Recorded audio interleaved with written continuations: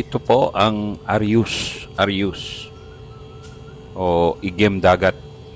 Igem dagat. Makikita lang ito sa ilang isla lamang ng Pilipinas at ng Taiwan. Kaya kung mapadpad ka sa isang survival situation sa mga isla ng Taiwan at Cagayan at Batanes, makikita mo itong Arius. Ang scientific name nito ay Podocarpus costalis. Sa Tagalog, Arius ito. Sa English, ang tawag ay sea bluff podocarp. Sea bluff podocarp.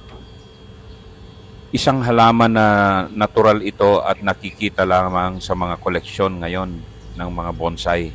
Perfect ito sa bonsai. Wala masyadong itong gamit pang survival, pero gusto ko lang kayong i-familiarize dito sa endangered na halaman na ito kung mapadpad kayo sa isang survival situation sa Northern Luzon, especially sa mga islets niya.